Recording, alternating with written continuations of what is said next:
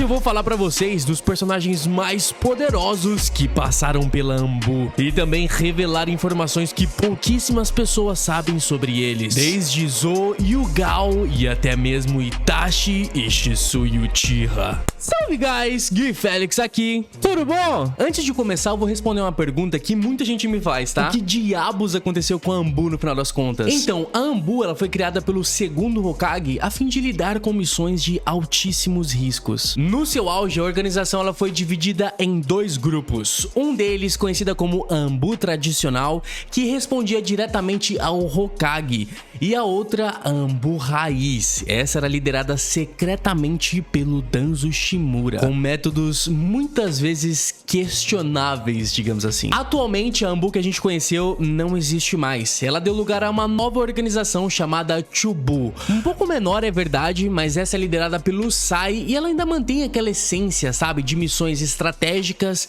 e sigilosas. E recentemente essa organização recrutou o time 25 em Boruto, que é formado pelo Haku, Renga e o Houki Taketori. Dá uma olhada como esse moleque parece o Kakashi.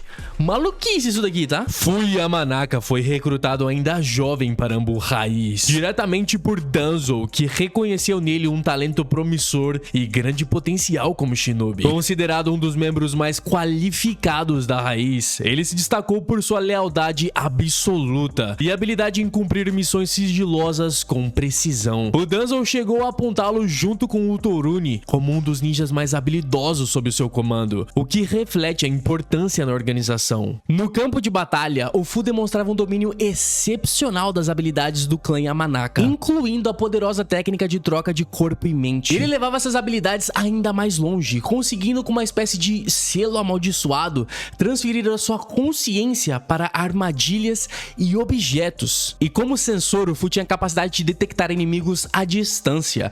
A gente conseguiu ver inclusive isso lá na cúpula dos Kages, quando ele detectou a presença tanto da Karin quanto do Sasuke. Os seus reflexos rápidos, seu pensamento estratégico e até mesmo sua destreza em taijutsus completam ali o seu arsenal e mostram que ele é um ninja extremamente completo e até versátil, se você parar pra pensar.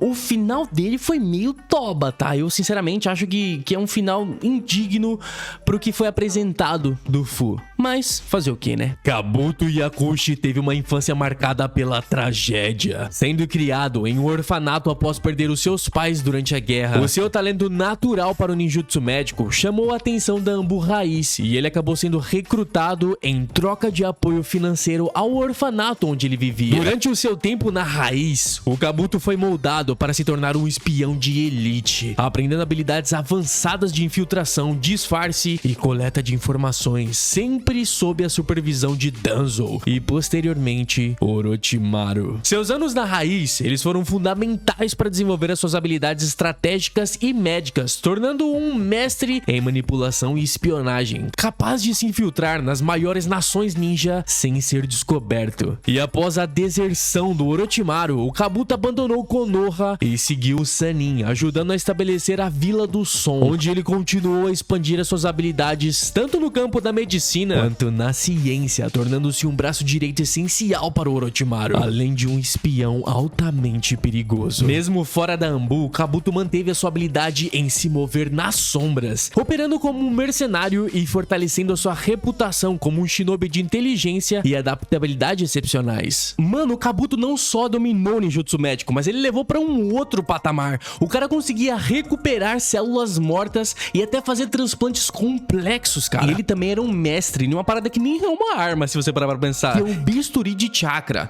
É a ponto de ele conseguir incapacitar o inimigo com apenas um golpe, cortando nervos e músculos, como se fosse nada pra ele. Então ele usava o bisturi tanto pra fazer cirurgias ali, pra poder corrigir o que tiver de errado no corpo, quanto pra mandar um cara pra vala, pra mandar o cara de Americanas, de arrasta pra cima. Um bisturi de chakra, irmão. Mais uma coisa que a gente precisa destacar muito no Kabuto, que eu duvido você citar pelo menos 4 ninjas que sejam tão bons quanto ele em toda a obra, é a capacidade de se disfarçar e de espionagem. O cara, ele era realmente um ninja raiz, digamos assim. O cara, ele era muito bom. Ele passou por várias aldeias e nunca foi notado. Ele viveu em várias situações, tanto de perigo constante ali, e ele sempre se manteve frio a ponto de não perder o disfarce. O Kabuto é um mestre na manipulação. E quando ele decide sair ali de Konoha, largar a Anbu junto com o Orochimaru, ele se torna um cientista incrível também, a ponto de se tornar a própria cobaia, implantando diversos DNAs de outros ninjas para montar aquela criatura que ele vem se tornar mais tarde, inclusive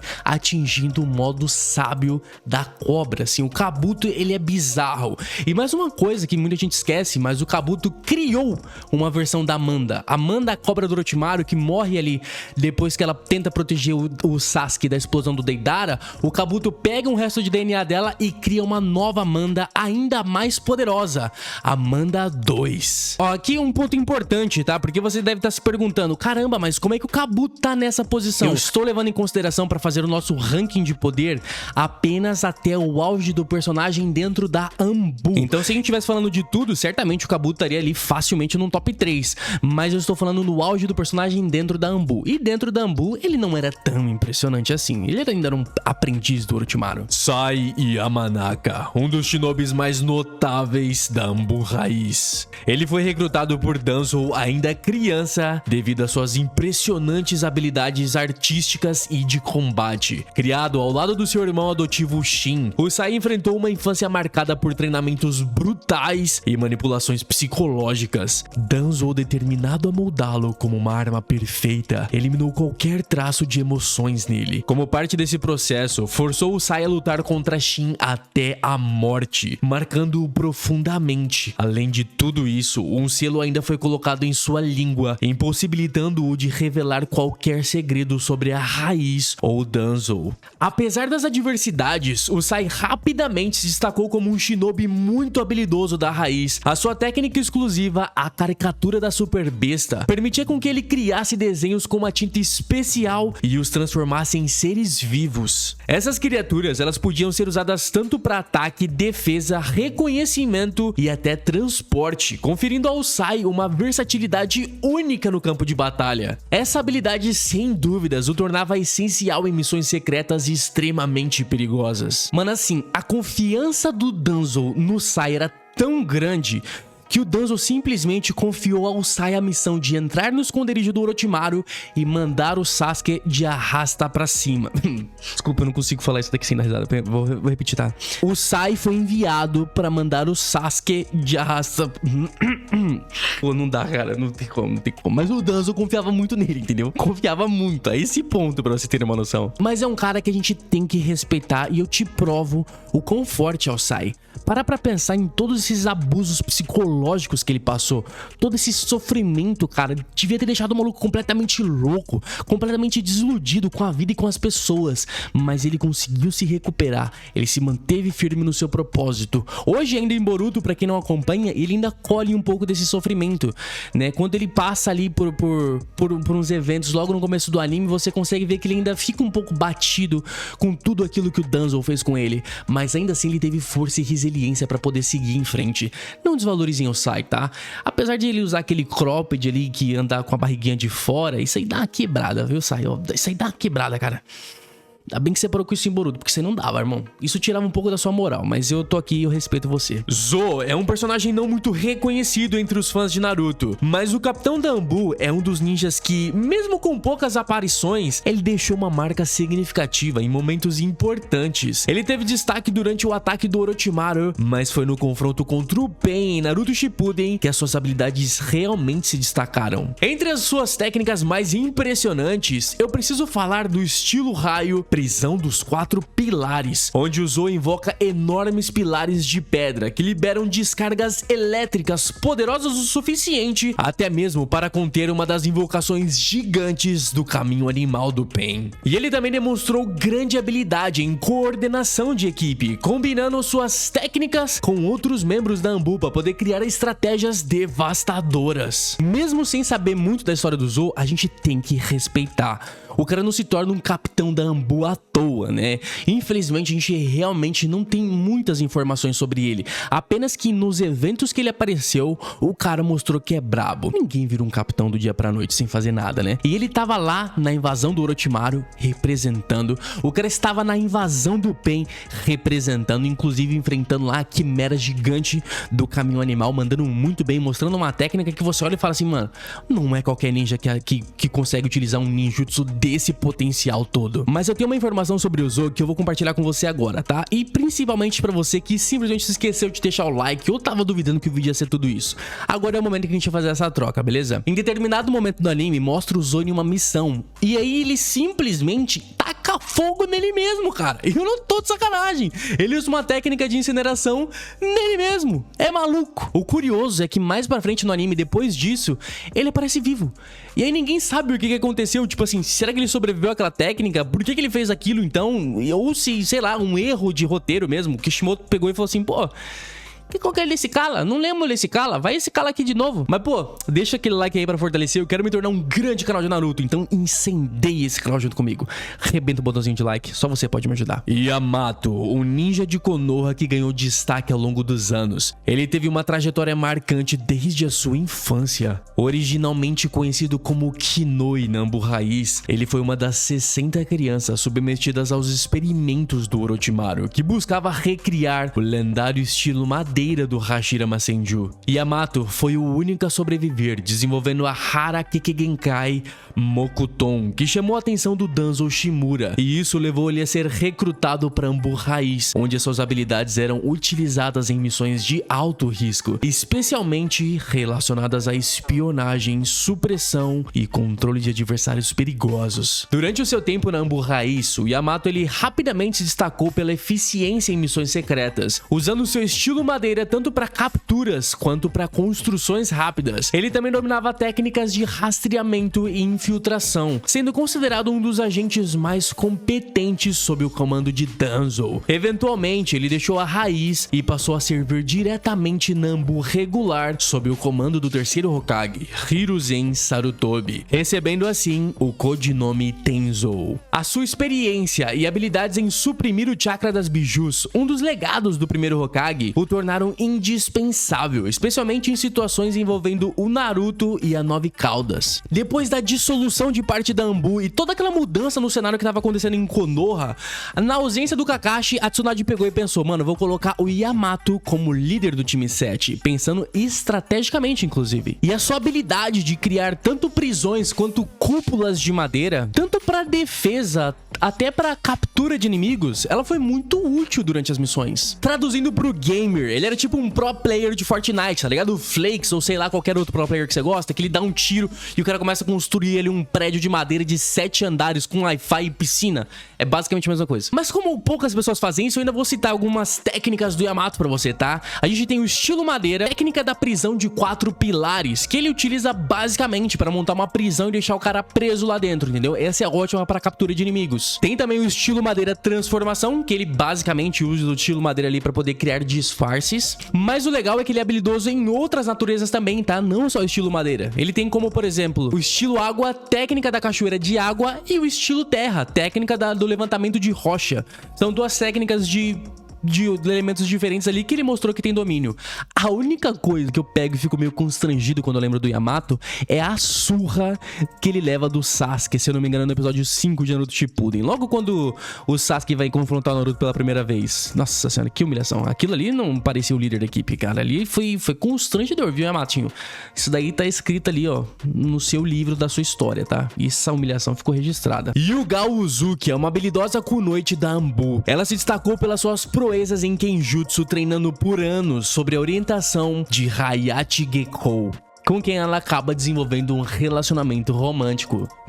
Namorico no trabalho, hein?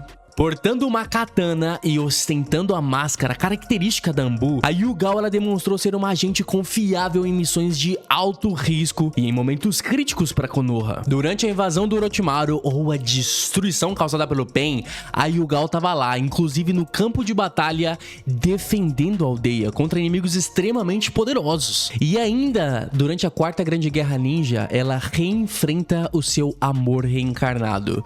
Ou seja, ela é uma ninja extremamente leal e competente à aldeia. Não é à toa que, mesmo apesar do seu vínculo emocional ali, ó, batendo no peito, enfrentando o amor da sua vida, ela cumpriu a missão, selou o cabra e ainda voltou pra casa sorrindo. Braba, tá?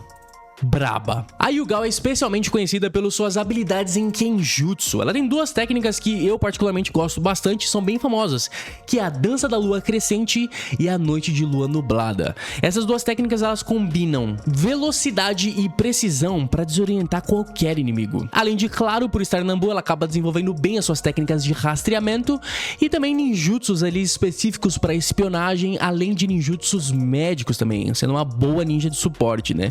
A Yugao é uma baita personagem também que a gente acabou infelizmente não vendo muito na série, mas demonstrou versatilidade e importância em momentos cruciais. Torune Aburami é conhecido por suas habilidades excepcionais. Ele foi recrutado pela Anbu Raiz ainda jovem devido à sua impressionante maestria no controle dos raríssimos insetos Rinkaichu. Esses insetos microscópicos, eles não eram comuns nem mesmo entre os membros do próprio clã, tornando suas técnicas altamente letais. E com apenas um toque, os Rinkaichus eles podiam infectar um adversário causando danos internos e severos, levando até mesmo à morte. A infância do Torune, mano, ela foi bem complicada. Logo jovem ele perdeu ali o seu pai, o Shikuru Aburami. Ainda bem que ele acabou sendo adotado pelo pai do Shino também, né, que é o Shibi Aburami. E na raiz o Torune rapidamente foi escalando ali e destacando-se principalmente por dois pontos, tá? Primeiro, a sua letalidade e segundo, pela sua lealdade ao Danzo. E uma coisa que a gente precisa deixar muito evidente é o taijutsu desse maluco, mano. Porque o taijutsu do Torune é um dos mais letais da obra. Mas como assim, Gui? Pô, cada soco daquele cara pode levar o seu oponente à morte.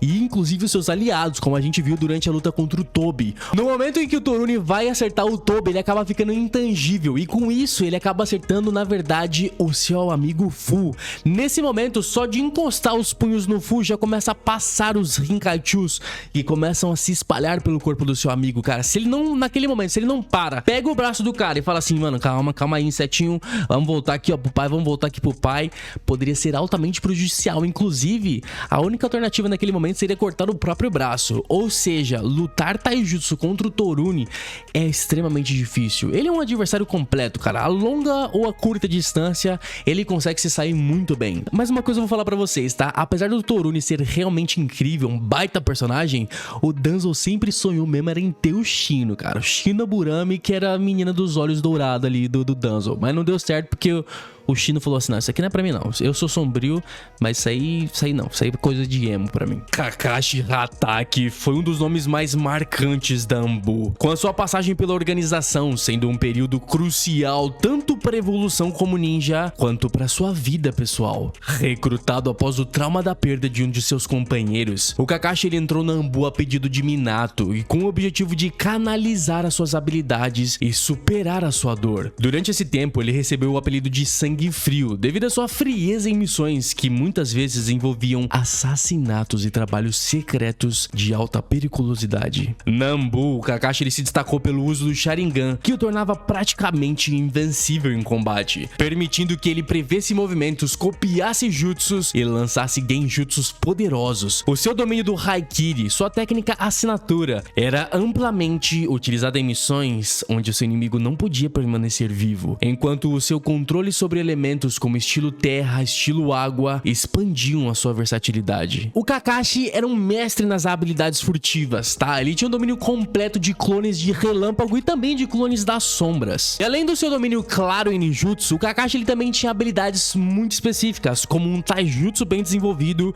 e principalmente naquela época um kenjutsu. O Kakashi ele era extremamente bom na luta com espadas. Ele tinha aquela espada dele lá que sempre o acompanhava e ele, cara, fez muito muito estrago com aquilo lá, viu? Vou te falar que aquela espada tem kill. Tem kill aquela espada, irmão. Mas ele acaba se destacando mais pra frente conforme ele vai ficando mais velho, principalmente pela sua liderança. Então logo ele se torna um capitão da sua própria equipe, que mais pra frente vem ser composta por ninguém menos do que Itachi Uchiha. Que eu sei, você tá ansioso, mas calma que não vai chegar no Itachi, calma. A vida do Kakashi Nambu, ela foi marcada por um período de muita escuridão, cara. Ele fez, assim, coisas realmente desagradáveis que, se você for perguntar pro Kakashi hoje, ele não se orgulha não, tá? Ele fez muita coisa ali complicada, principalmente trabalhando pro próprio Danzo. Graças ao nosso queridíssimo Gai Sensei, ele largou essa vida das sombras e finalmente pôde voltar pra luz, que foi onde a gente teve o Kakashi maravilhoso Sensei do time 7. Que coisa boa, né? Obrigado, Gai Sensei, por ter salvado o nosso menino Kakashi. Orochimaru é um dos Sanins lendários. Ele teve uma passagem marcante pela Anbu Raiz, onde as suas ambições sombrias encontraram espaço para florescer. Após o fim do time Sarutobi e os eventos da Segunda Grande Guerra Ninja, ele se uniu à divisão secreta de Danzo Shimura. Durante esse período, Orochimaru ele explorou livremente o seu interesse por experimentos proibidos, aproveitando o acesso privilegiado a informações sigilosas e recursos da vila. E enquanto ele trabalhava na Raiz, ele acabou desenvolvendo várias de suas infames criações, como por exemplo, os selos amaldiçoados, técnicas relacionadas a manipulações de corpos e até mesmo contribuiu para a modificação do braço do Danzo, repleto de Sharingans. Os seus envolvimentos com experimentos utilizando crianças também começou aqui, culminando na tentativa de reproduzir a habilidade do estilo madeira do Hashirama Senju. E foi nesse ambiente que ele conheceu o Kabuto, que depois vem a se tornar o seu aprendiz e aliado mais próximo. Além desses momentos obscuros e suas façanhas na Anbu, o Orochimaru logo se destacou ali como um dos ninjas mais perigosos e assustadores daqueles tempos de Konoha. Ele dominava todas as 5 naturezas de chakra, além de Yin e Yang. Sem contar que ele era uma enciclopédia viva de ninjutsu. O cara conhecia demais. E o seu corpo completamente modificado ali, com os seus próprios experimentos que ele acabava fazendo nele mesmo que dava certo, cara, tornava ele muito versátil, praticamente imortal, assim, com uma regeneração completamente fora do absurdo, sabe? Ele sobrevivia a condições extremas que nenhum outro ninja seria capaz. Mas o Orochimaru era muito bom mesmo em manipulação. Ninguém mexia os pauzinhos como esse cara. Ele manipulava tanto amigos quanto inimigos em prol dos seus próprios planos. A passagem do Orochimaru pra Anbu, ela não só expandiu os conhecimentos dele, apesar de ter feito isso bastante, tá? Mas ela pavimentou ali para que o Orochimaru um dia se tornasse um desses grandes vilões maravilhosos de Naruto. Pra mim, um dos top 3 com toda certeza. E sem contar que a gente também tem um momento que vale relembrar, né? Quando o Orochimaru está desertando e simplesmente faz o Kakashi travar, irmão. Então se você tem dúvidas de quem era mais forte nessa época, é só olhar pra cara do Kakashi travando de medo quando ele viu o Orochimaru. Shisui Uchiha é definitivamente um dos ninjas mais talentosos da sua geração. Devido à sua incrível velocidade, ele foi recrutado para Anbu devido ao seu domínio excepcional do Sharingan. O Shisui realizou diversas missões de alto risco e foi uma peça-chave nas tentativas de impedir o golpe de estado planejado pelo clã Uchiha. A sua parceria com o Itachi, a quem considerava um irmão mais novo, foi fundamental na formação dos ideais do jovem prodígio. Ao despertar o Mangekyo Sharingan, o Shisui simplesmente conseguiu uma das técnicas mais poderosas de toda a história do clã Uchiha e de toda a história do Sharingan, irmão, que é simplesmente o Kotoamatsu Kami, a habilidade de controlar a mente de qualquer pessoa sem que ela saiba que ela está sendo controlada. Ele não é simplesmente um, sei lá, um genjutsu que faz a pessoa acreditar por um período, não. Ele realmente implanta coisas na mente da pessoa que faz ela realmente acreditar que aquilo é o que ela quer para a vida dela. Ele muda o propósito da vida da pessoa apenas com essa técnica. E é claro que ele planejava utilizar essa habilidade para poder impedir a rebelião que viria a acontecer no clã Uchiha. E inclusive, se ele tivesse conseguido fazer isso, o Itachi não precisaria ter feito o que ele fez. Você já parou pra pensar nisso? Um Arif de Naruto. E se o Shisui consegue usar o Kotoamatsu Kami no clã Uchiha? talvez ele tivesse salvado todo mundo, cara. Além de ser um mestre no Genjutsu praticamente inigualável, o Shisui também era muito bom no Taijutsu e no Kenjutsu. Ele utilizava uma Tanto, que é uma espadazinha assim, uma pequenininha, pra poder lutar. E essa espada ela é focada principalmente em combates de curta distância, focadas em velocidade. Ele também dominava o estilo raio, vento e fogo, completando assim um arsenal e uma versatilidade incrível. Shisui é com certeza um dos ninjas mais importantes da história de Konoha. Mais importantes. E olha que ele teve uma passagem curta, né? Queria muito ver mais coisas sobre o Shisui. Em primeiro lugar e sem dúvidas nenhuma, Itachi Uchiha. Considerado um dos maiores gênios da Vila da Folha, ele teve uma carreira impressionante na Anbu. Marcada por sua habilidade e lealdade, ele ingressou na organização com apenas 11 anos de idade, demonstrando desde o início seu talento extraordinário. O Itachi ele trabalhou sob o comando do Kakashi Hatake. Pois é, acredite se quiserem, o Kakashi era o chefe do Itachi, e participando de missões de altíssimo nível, que exigiam precisão, estratégia e uma capacidade incomum para lidar com situações extremas. Muito sangue de barata. Aos 13 anos, o Itachi foi promovido a capitão do seu próprio esquadrão, consolidando assim a sua posição como um dos ninjas mais promissores e respeitados da Anbu. Sua atuação na Anbu foi fundamental, tanto para a confiança do Hiruzen Sarutobi, quanto para os planos do Danzo Shimura. O Itachi ele era constantemente elogiado pela sua maturidade e controle em campo. Diziam até mesmo que o Itachi tinha uma mentalidade de Hokage já aos 13 anos, sendo capaz de realizar missões que outros ninjas considerariam impossíveis. Ele também desempenhou um papel crucial como espião, mantendo-se atento às tensões de Konoha e o clã Uchiha, que se agravavam a cada dia. Entretanto, foi justamente nessa época que o Itachi enfrentou o maior dilema da sua vida. Com o clã Uchiha planejando um golpe de estado contra a Vila da Folha, ele foi forçado a escolher entre a sua lealdade ao clã e a sua devoção a Konoha. Para evitar que uma grande guerra civil se alastrasse, que poderia se estender até mesmo a um conflito global, o Itachi tomou a dolorosa decisão de exterminar o seu próprio clã, a sua própria família. Antes de partir de Konoha como um renegado, o Itachi ele chegou no Danzo e deixou bem claro, falou assim, ó, menor, é o seguinte, tá? Aqui, ó, no seu olho, se você pôr a mão no Sasuke, acabou.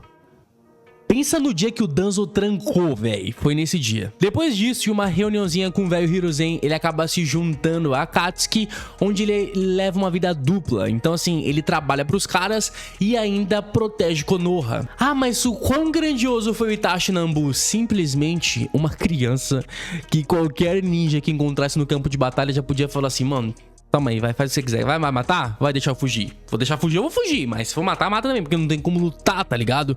E ele era dito como uma criança que tinha uma mentalidade de Hokage. Além de também ser um dos maiores prodígios que já viveram na história de Konoha. O próprio pai dele respeitava ele. O pai dele, Fugaku Uchiha, que era líder do clã Uchiha, já considerava o Itachi um dos principais ninjas que já nasceram naquele clã. O Itachi, ele é brabo. Eu sei que muita gente acaba subestimando ele porque ele acabou se tornando muito popular, mas isso é só modinha. Ele sempre foi brabo e é por isso que ele é o primeiro da nossa lista. Que orgulho, cara, primeirão aqui, brabo mesmo. E aí você se pergunta, ué, mas o Itachi com todas essas habilidades no Sharingan, será que ele era o cara que tinha mais domínio do Sharingan na história dos Uchihas ou será que foi o Shisui? Bom, aí eu te conto nesse vídeo aqui, ó. Clica nesse vídeo aqui que eu te conto tudo sobre o Sharingan, sobre o Mangekyo Sharingan e também revelo qual que é o personagem que tem o melhor Mangekyo Sharingan da obra, o que mais domina a técnica. Clica aqui nesse vídeo, deixa o like se não deixou ainda. Um beijo do Gui Félix. Fui!